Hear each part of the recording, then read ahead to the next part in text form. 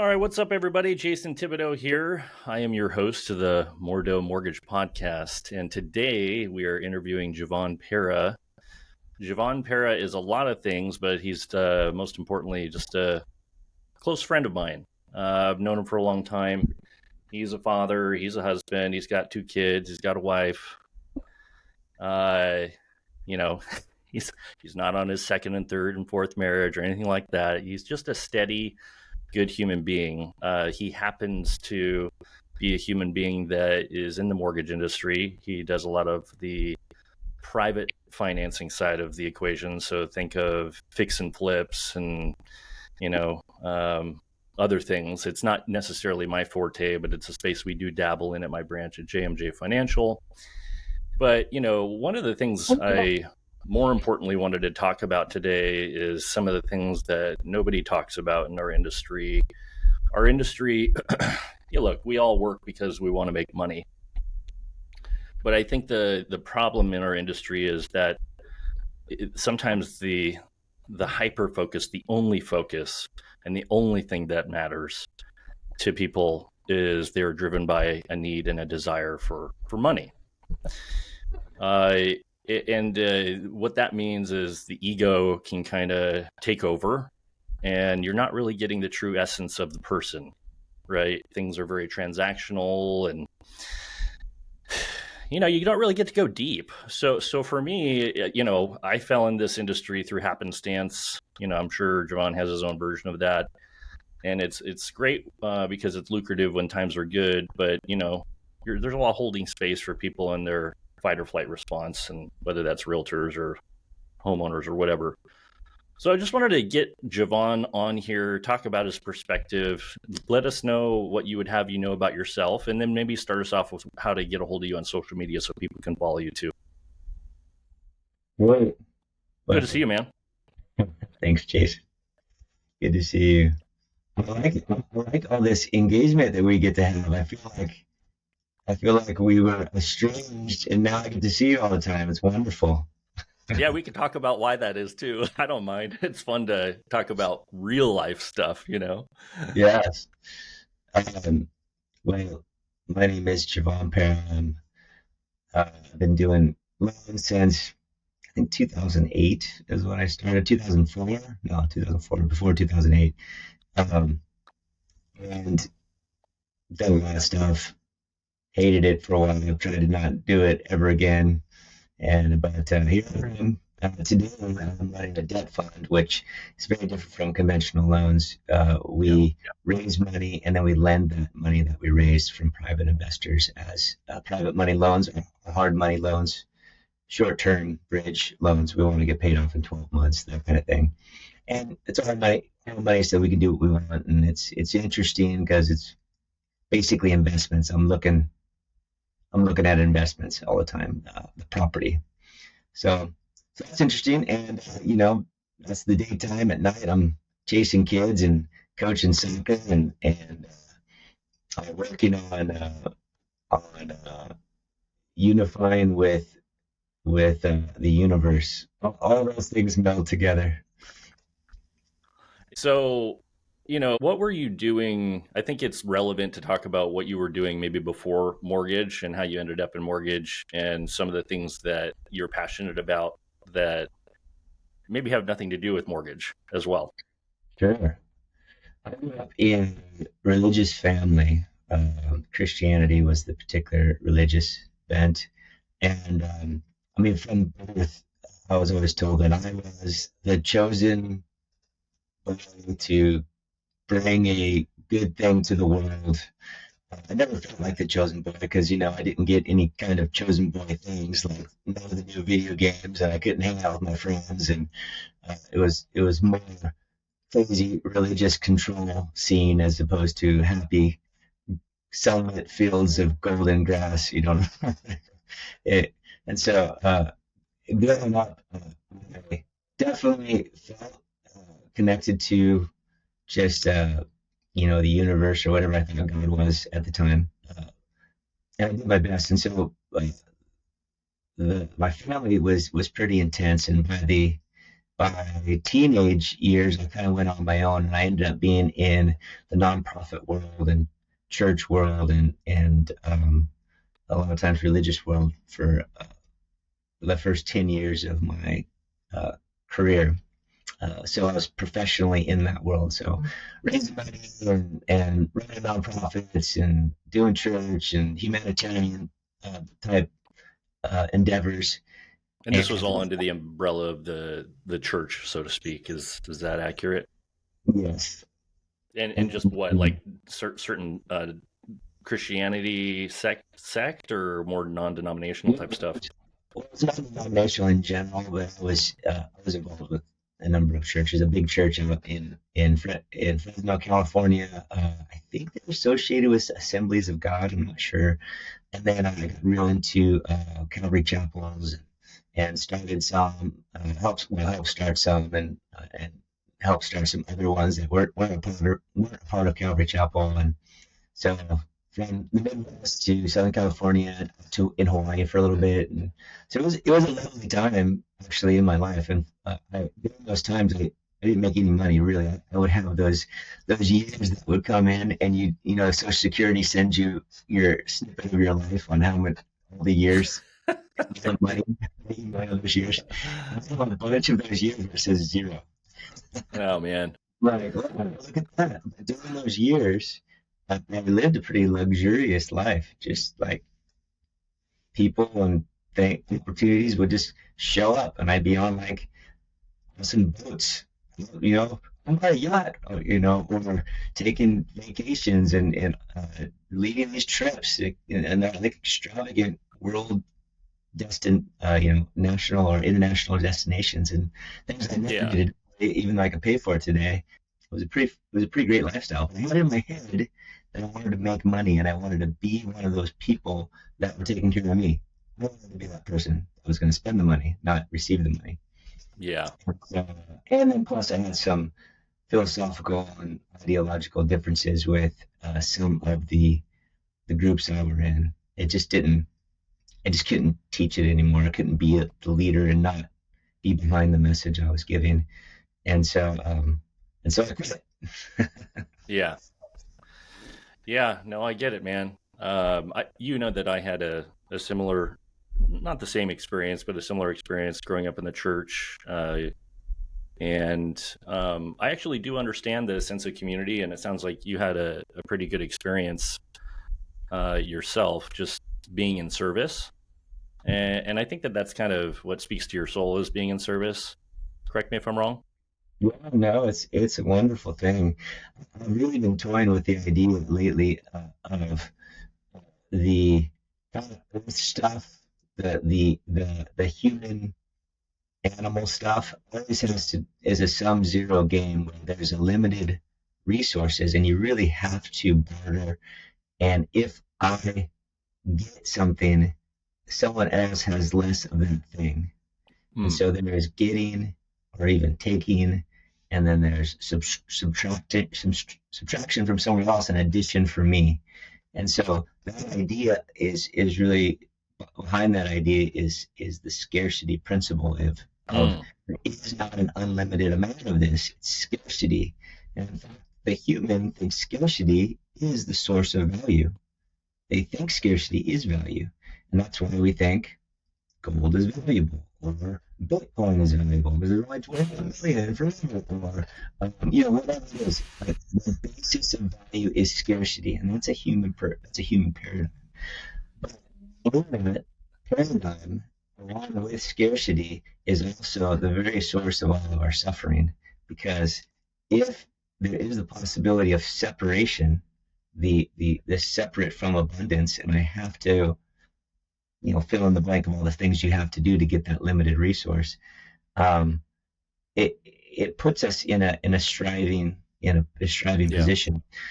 There's another way of looking at value and what you want, and it's more of an abundant, eternal perspective of there is only giving, have no limit to it, like and stuff we call happy. That's what happy is. It's like I get this. I get this place or contentment. I get this place and I'm experiencing happy. Oh, I'm content. What is it? Yeah, you're touching on something really important. Just to interject, and sorry to interrupt, but it's like I think that this is kind of the way the conversation is going to go in a good way, and I appreciate you bringing this up. Uh, and this is touching on what's that? Yeah, it's supposed to be a quick comment in the conversation, but I do. Nah, man, this is what's Fun. cool about the podcast long form is you never know what's going to come out of it.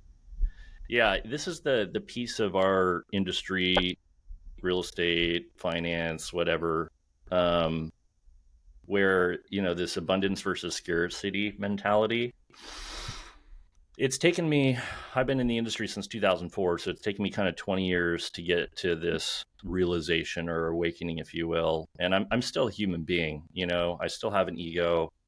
I still want to be the best, have the acknowledgement, win. But I'm more conscious of it now, and I will tell you that in the first 10 years of my career, the striving always came from scarcity. It's Mm, never enough. I'm never good enough. And mm, also the energy that I showed up with was very obvious, right? There was um, cues of desperation and forcing. And one thing that I'm trying my best in this industry, in a leadership role on this podcast platform to do is take young men and women who are going through that same learning curve in our industry where money is the only focus. Money is the only thing that matters. And the mm, messaging is also, I am not enough. I am not good mm. enough. And Wow. that's the only thing that drives people. Mm, It's it's something that can be effective, by the way, right? Because the harder you push on that, yeah, you are going to bear some fruit. yeah. Uh, It's but it's like, effective yeah, in the go ahead, scarcity Jevon. model. Sorry, what were you gonna say? In the scarcity model. Yeah, yeah, and it's I Yeah. always I in that early stage I didn't sleep well at night, Yeah. right? Because even if I had some victories, I was always thinking about the next problem to solve, Yeah. and I was always in fear of losing a client, or a client firing me, or somebody saying something bad about me. So yeah, what I'll tell you is, you get to a certain place in your life and career where you reach exhaustion, Yeah. because you realize that it's not sustainable. Mm, Even if it comes with a lot of money, it's not sustainable at some point yeah. because you're not happy. Yeah. And the law of attraction, right? Everything that over the course of 10 plus years you created with that approach has a certain energy and feel to it. You attracted certain clients because of that. Mm, That meet that frequency, so to speak. And so your pipeline, your clients, your realtors, all, not all, but for the most part, a big majority come with that scarcity mentality. So right. you're just kind of, it's this self-perpetuating system that you can't get out of until something breaks. Mm, And for me, what broke was my marriage. What broke was my first partnership. It all blew up in my face, and mm, trauma ensued. And in a weird way, for me, all of that was necessary to break through that cycle, mm, right? And some people never break through the cycle, and they go to their graves, yeah. sleep at the wheel, and clinging to their dollars, even in their coffins, right? Yeah. I feel super fortunate, even though there was suffering that I had to endure, and other people had to endure that were around me. Being on the other side of this and being able to let go of difficult clients, and being able to have hold space for other people who see me through a certain lens that don't like me, right? None of that really holds any weight for me anymore, Yeah. and I'm also, while I strive to provide for my family and be a good husband and be a good father and be a good leader, failure is also okay with me. It sits with me okay. You know, Yeah. um, it doesn't define me. And it also, in a very strange way, this letting go of the striving and the clinging, for me has meant very natural, not crazy fast, but deep-rooted natural growth in Yeah. business, in my marriage, with the relationship I have with my kids. I got sober. By the way, I'm a year and a half sober today.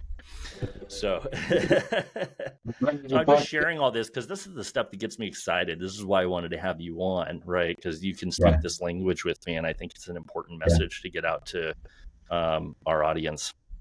Well, and that's beautiful. Thank you for sharing that. And I feel like you articulated really well my life. My life. And scarcity, I mean, it doesn't just apply to dollars. It applies to opinions of others, right? You know, the whole "I'm not enough" and "there's not enough." Those two conversations for sure. I mean, hit hard for me. And then, you know, when I'm always striving for someone else's good or bad opinion, I'm basically enslaving myself to the fickle whims of another that doesn't really know what they want. Most people don't know what they want, and if they think they know what they want, they really don't, because we all want the same thing. We all want to be happy. But in my belief, in my experience, our happiness does not come from getting what you think you want, as in a doing. If I accomplish this thing, it's going to make me happy. It doesn't work that way. What happens psychologically and even spiritually, what happens is we have this spinning wheel of activity, and it's really, and we think it's me. It's really the ego. The ego, this identity, is just this spinning wheel of activity that's doing only two things. It's seeking and resisting. It's seeking for the next thing and resisting what you don't want. And we have identified, I am this seeking and resisting.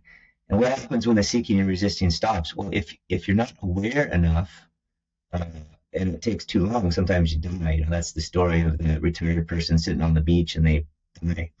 Yeah. For a moment, maybe you're happy. You know, you finally get. I remember when I first started doing loans, I was like, if I can just get a $10,000 check, then I'll be happy. Oh, I went through that same thing. Yeah.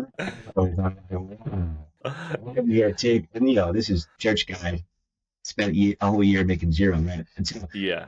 that $10,000 check, I mean, I can remember vividly getting that. I mean, I knocked it out of the park.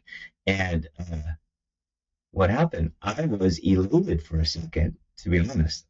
Held the check. It was a receipt of a check. I didn't really have a check. But then what happened after that? I realized, because in my own thinking, my habit of, well, that's not enough. Can't live forever off $10,000, right? And so the wheel starts happening. But why is it that I feel good for a second? Now, this I think is super important because I think, because it applies to us at all points in time, all your whole life. The reason I felt good for a second is because I released the seeking for a moment. And when I released the seeking for a moment, because my ego said, you did it, you get a moment's break. And then when I released the seeking, I didn't achieve happiness. What happened was I was able to experience a nature, a pre-existing nature that's always there, that was covered up with my seeking, all my activity, which is mental, by the way, and then all my resisting. I don't want to be religious. I don't want to be poor. I don't want to whatever fill in the blank.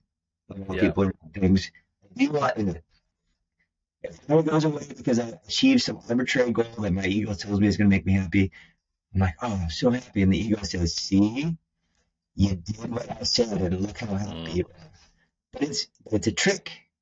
And so if that's true, and I believe it's true, the happiness and contentment that we really want is achieved. That's the wrong word, but our vernacular. It's achieved through negation, not addition. Meaning, I need to uncover this contentness that I already am. It's not a have. Even our language always points to have and get. So it's really hard to even communicate it, but it's the thing that we desire is already us. And the thing you think you are is activity. It's not even you. Yeah. You are. I am. Yeah, I call it being asleep at the wheel. You're driving, but you're blindfolded. It You're doesn't. not really sure. Like doing millions and achieving and making millions. It's not bad. It's not bad. I Yeah. mean, what else are we doing? We're doing stuff all the time. It's just a matter of am I good at the thing that I'm doing or trying to Yeah. get, And you and know, what's attention. driving that, right? What's driving that? What's driving It it? almost like, I think that the stigmas of addiction, right? I suffered from alcoholism. It was in my family gene pool, and I fell into the same trap. Uh, but alcoholism, for example, is just like the most obvious stigma. What I think a lot of people forget is this striving for, acceptance or worthiness or money is its own form of addiction, right? Or this need to be busy and constantly in activity because we can't sit with ourselves, right? Yeah. Um, that's another form of addiction. Plenty Yeah. of people in my industry that I experience are quite a bit older than me and or have already realized massive success from a money standpoint, and they Mhm. don't have to work another day in their lives if they didn't Yeah. want to. But nothing's changing for them, right? Right. It's always that next deal. It's always that next check. Mhm. And it's an That's the word is insatiability that right. will go to them in their grave, if nothing changes inside of them, if they don't have a bit of a step back and look with curiosity at what's going on here. And that's what I'm trying to get the word out on is, I just, it took me 20 years and some good mentorship and some good epiphanies and some trauma, which I wouldn't wish on my worst enemy, but it was the thing that got me out of it, right? Yeah. Enough, you suffer enough and you kind of, at some point, just break through.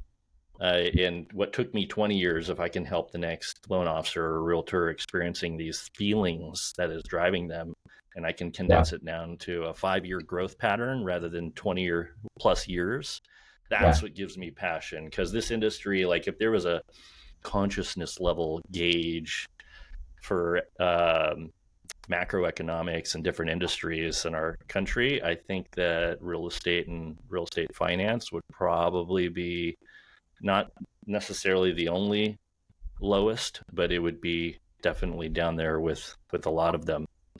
Experiencing people driven by that constantly is exhausting for me, and I'm trying to be the change in that. I know you are too.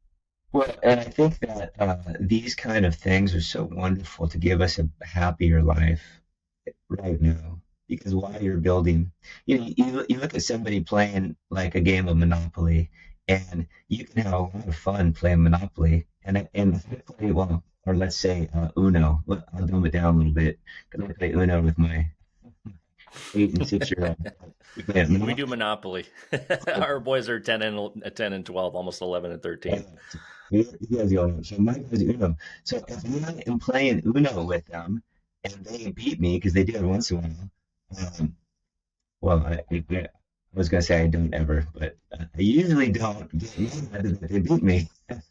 Yeah. Because I'm having fun. I'm playing this thing for the fun of playing, and there's a possibility of Yeah. losing. And in fact, games that we play that have no possibility of losing are not that fun. People Yeah. usually act up in difficulty. Yeah. And that's a game.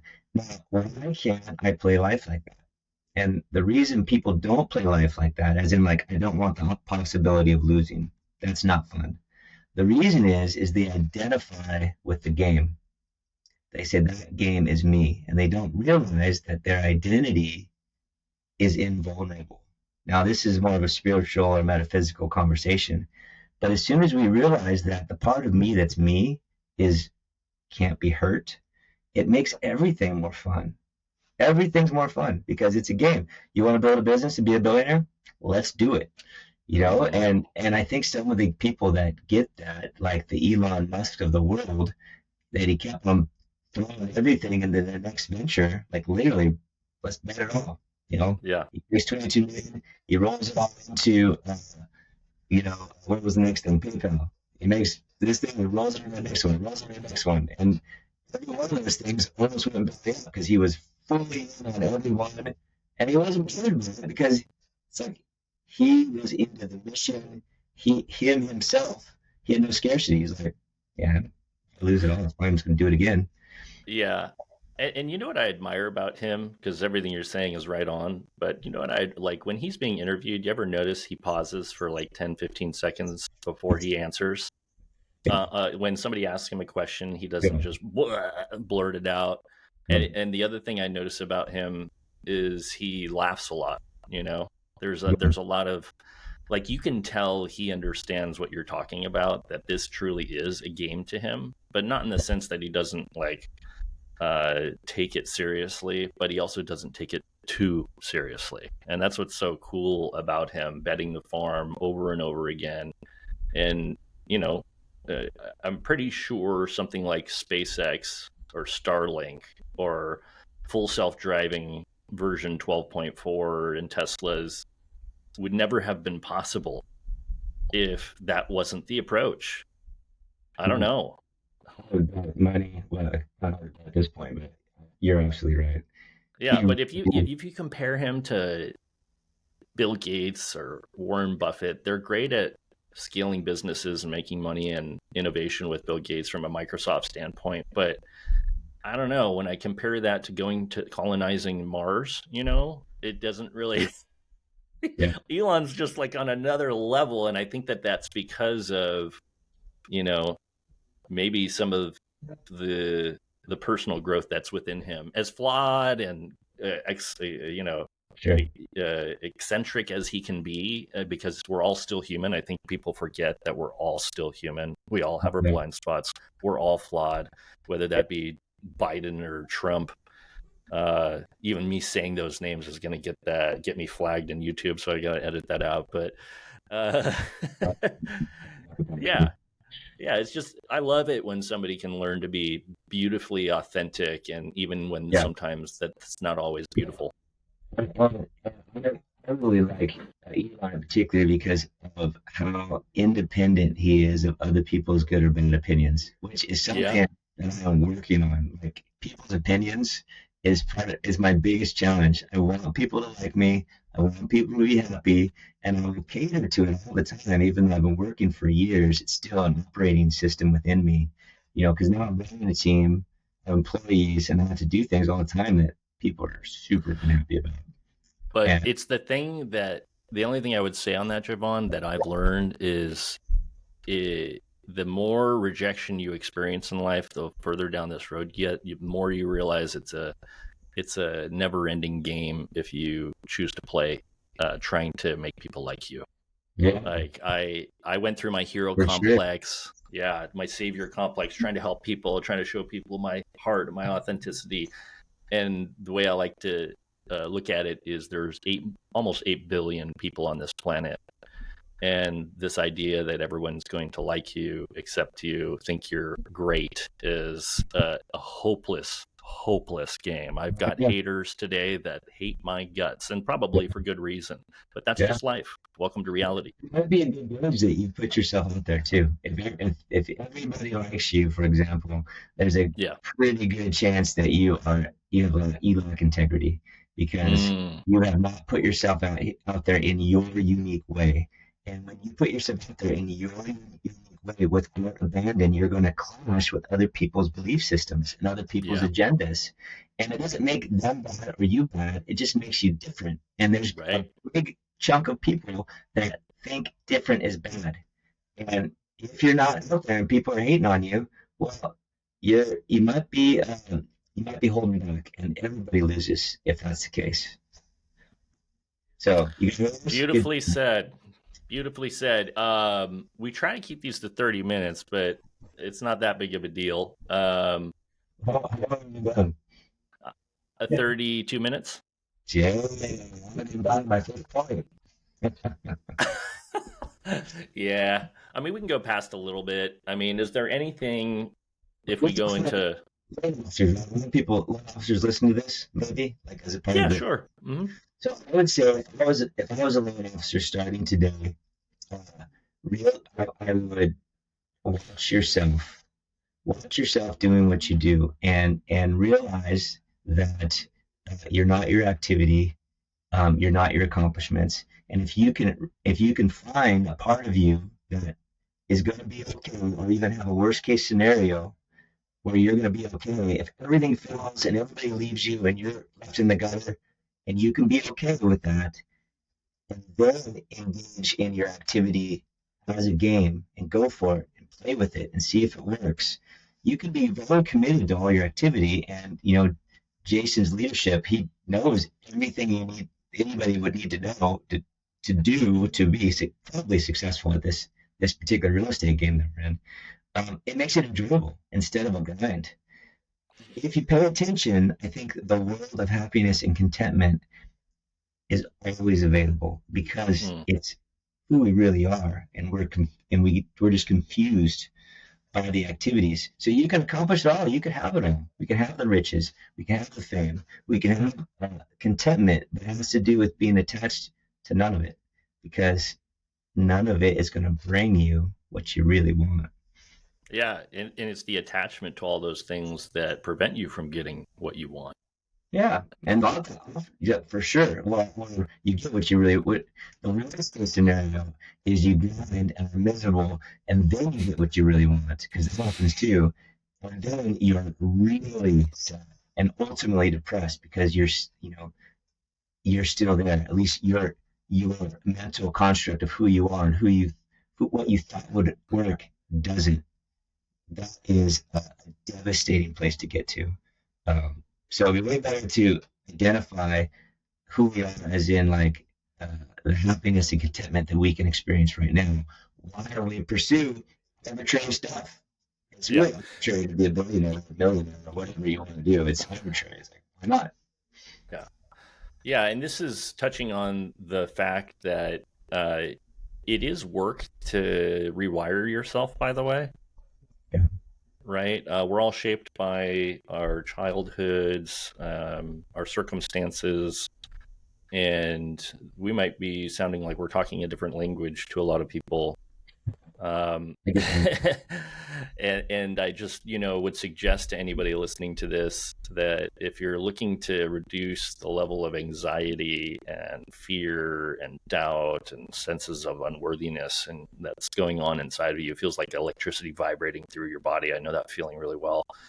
Um, you have to do some intentional work around it, and that's I would say mentorship and who you surround yourself with is critically important, Yes. right? There in our industry, there's a lot of there's a lot of ego, and so if you're aligning yourself with a mortgage company or a real estate company where ego is the name of the game, it's going to be really tough for you to grow in this arena that we're talking about. So pay attention to, it's not so much a platform thing, it's a human thing, the leadership, right? Everyone gets so distracted about bells and whistles and Mhm. branding and marketing and, what's your value proposition?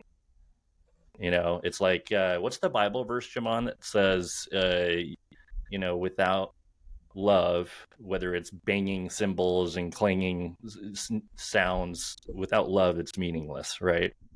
Sounds right. Like this, something like that. Like Jason, that's the chapter 9, verses 1.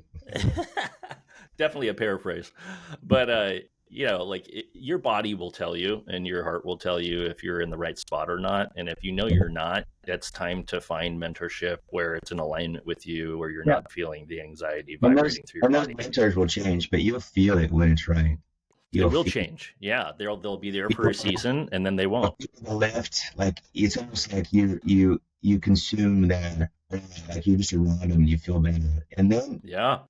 for some reason it just changes and maybe it's time to move on. But soak it up, find the right place, find the right person. I mean, mentors are have been critical for me growing up till this point. Yeah. Be a seeker, be a learner. It was mentorship, it was books, it was going to different seminars that I signed up for. It took a lot of work. It took a lot of work to kind of get to a place where I understood these things that, like you said, is kind of our default setting as human beings. It's always accessible and there for us. We just have to take the blinders off. That's right. Just sifting down or drilling down or however you want to call it. That's good. Well, I like this has been fun chatting with you, man. I really appreciate you having me. Yeah. Did I already ask you to share with the audience where they find you? Are you like on Instagram? Are you like, I know you wrote a book. Like, do you want to promote any of that stuff real quick? On my social media, it has to do with human behavior and metaphysics. So, you can find me on any Jevon Perra, YouTube.com/Jevon Perra, or Instagram, Jevon Perra, or Facebook. But my loan stuff, private money is jcap.net. And, we're, I guess, spiritually minded people. And I think that, but hard money, it's really interesting to be in a place of hard money because, it's the land of sharks, eating all the minnows in trouble. And so It's it's true. it's a place that I tried lightly with trying to keep a lot of heart and giving people money when oftentimes they're in tricky places and just try not to take advantage of it. But hard Yeah. money is a lot more expensive than conventional money, and so Although that gap is narrowing, isn't it? I don't like hard money pricing hasn't really changed it, while interest rates have shot up. we, That's what's so funny about this we is like a have a bucket of money. non-QM or whatever. Yeah, we have a bucket of money, and it's still hard money. We give it 8%, and so I mean that's like Yeah.